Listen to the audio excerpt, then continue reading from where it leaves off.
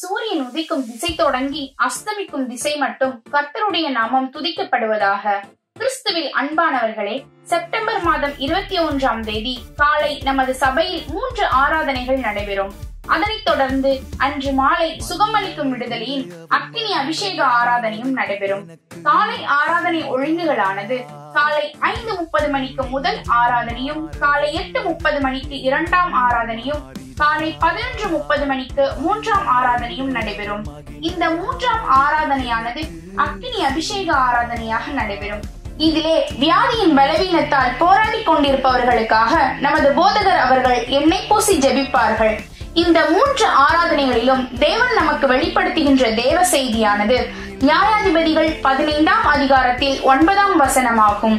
அதனை பற்றி நமது போதகர் கார்த்திக் டேனியல் அவர்கள் தெளிவாக விளக்குவார்கள். இந்த 3 ஆராதனைகளிலும் தவறாமல் கலந்து கொண்டு தேவனை துதிக்கவும் ஆராதிக்கவும், தேவ சமூகத்தில் தேவனோடு கிட்டி சேரவும் உங்கள் அனைவரையும் நாங்கள் அன்போடு அழைக்கின்றோம். பங்கு பெறுங்கள். தேவன் உங்கள் அனைவரோடும் கூட இருந்து உங்களை ஆசீர்வதிப்பாராக.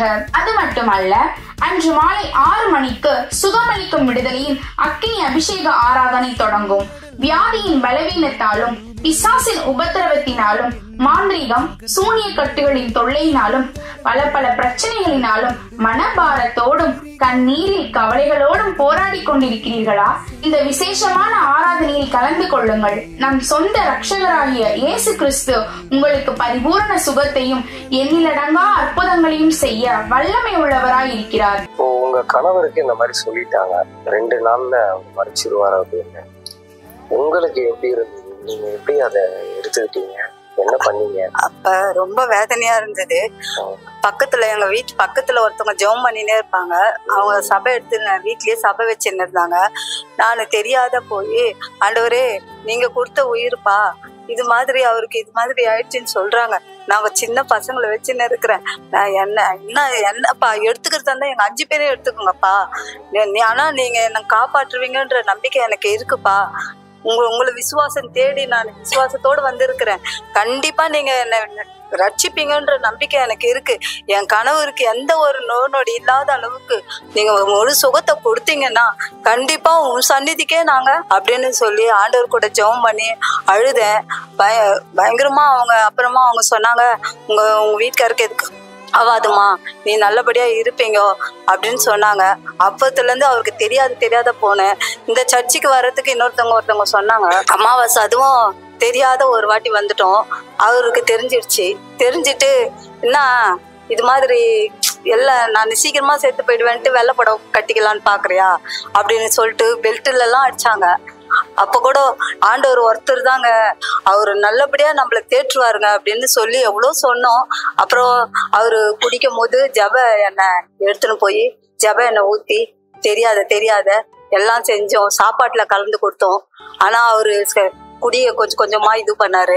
அதுக்கப்புறமா ஆண்டவருக்குள்ள வந்து அவரே ஒரு நாள் வந்து, சரி நீ இவ்வளவு சொல்றல பாப்போம், ரொம்ப அன்னைக்கு சாப்பாடும் செய்யல. ரொம்ப குழந்தைங்களுக்கு எல்லாம் பசி இருக்குதான், உனக்கும் பசிக்கும் எனக்கும் பசிக்குது, எனக்கு ரொம்ப பசி இருக்கு, நீ வந்தீங்கன்னா அமாவாசை ஜபத்துக்கு நீங்க வந்தீங்கன்னா கண்டிப்பா அங்க சாப்பாடுலாம் போடுவாங்க, சாப்பிட்டோன்னா வந்துடலாங்க அப்படின்னு சொல்லி நான் அவரை கூட்டுன்னு வந்தேன். விசுவாசத்தோட ஆண்டவர் ரட்சிப்பாருன்ற நம்பிக்கையோட கூட்டுன்னு வந்தேன். ஆண்டவர் அன்னைக்கு எங்களை தொட்டாரு. அன்னில இருந்து என் கணவருக்கு என்னை விட அவரு ரொம்ப ஆண்டவருக்குள்ள ஒரு விசுவாசமா இருந்தாரு. கம்பெனி போச்சுன்ற ஒரு கவலையில இருந்தாலும் அது ஆண்டவர் கொடுப்பாருன்ற நம்பிக்கையில இருந்தோம். அவர் அதுவும் ரட்சிப்பான எங்களுக்கு கொடுத்தாரு. எல்லாருக்கும் போனவங்களாம் எங்களை வேணானவங்களாம் இப்ப திரும்ப வந்து எங்களை அவங்கள தேடி வந்து எங்க கிட்ட பேசுற அளவுக்கு ஆண்டவர் எங்களுக்கு உண்மையான இது கொடுத்தாரு. அதற்காக ஆண்டவர் கொடி ஸ்தோத்திரம். என்ன சொல்றதுன்னு எனக்கு ஒன்றும் புரியல. எப்படியோ இருந்த மறிச்சு போகணுன்ற ஒரு எண்ணத்துல இருந்த எங்களையே ஆண்டவர் தொட்டாருன்னா இருக்கிறவங்கள தொடுவாரு. கண்டிப்பா உங்களை எல்லாரையுமே தொட்டு ஆண்டவர் ரட்சிப்பாரு. ஆண்டவரை நம்புங்க. அதற்காக கொடி ஸ்தோத்திரம். இந்த உலகத்துல எந்த வல்லமை காட்டிலும் இயேசுவின் நாமம் பெரிய நாமம். இந்த ஆராதனையில் நம்முடைய போதகர் கார்த்திக் டேனியல் அவர்கள் நமக்கான தேவ வார்த்தையை பகிர்ந்து நாம் ஒவ்வொருவருக்காகவும் தனித்தனியே எண்ணெய் பூசி பாரத்தோடு ஜெபிப்பார்கள். நமது போதகருடன் அக்கினி அபிஷேகம் பெறப்பட்ட ஊழியர்கள் நமக்காக ஜெபிக்க ஆயத்தமோடு இருக்கிறார்கள். இந்த ஆராதனையில் பங்கேற்ற எண்ணற்ற மக்களின் வாழ்க்கையில் நம் கர்த்தர் அதிசயங்களையும் அற்புதங்களையும் நிகழ்த்தி இருக்கிறார். நீங்கள் நம் இயேசுவை பற்றி அறியாதவர்களாய் இருந்தாலும் சரி, உங்களையும் நாங்கள் அன்போடு அழைக்கின்றோம். நம்பிக்கையோடு இந்த ஆராதனையில் கர்த்தரை தேடி வாருங்கள். கர்த்தர் உங்களுக்கு நன்மைகள் செய்து உங்கள் ஒவ்வொருவர் வாழ்க்கையையும் முழு ஆசீர்வாதத்தோடு நிரப்புவாராக.